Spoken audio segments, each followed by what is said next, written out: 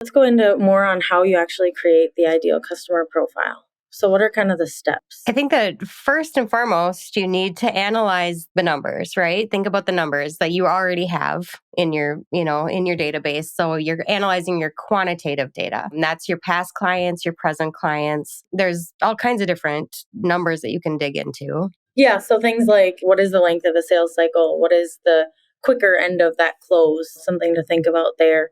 Or your customer acquisition cost, satisfaction level, starting to look at some of that. Does the company do any sort of surveying to see satisfaction levels or net promoter scores? What is your overall length of a relationship with a client? Those are some other things I think about. If they renew business with you on a regular basis, the size of the deal, the profitability, all of anything that you can put down in numbers. I think that's the first thing to take a look at. But then there's so much more to it too. I mean, there's not just the number portion. We also want to talk about the qualitative data. And so that's something that you reach out to the rest of your team for.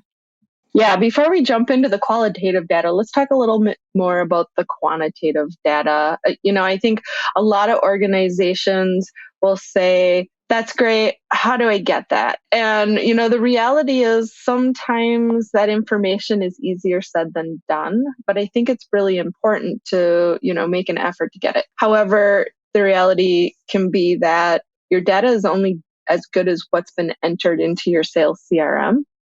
So if you don't have sales reps who are accurately recording, like when they first start talking to a lead, for example, it's going to be really hard to indicate the length of sales cycle and dig into that. If you don't do customer satisfaction surveys, you're going to have a really hard time looking at each individual client and saying, here's the customer satisfaction level. So I think it's a matter of going and figuring out how much of this data can we capture and how can we kind of slice it out by client to really have something to compare client over client with.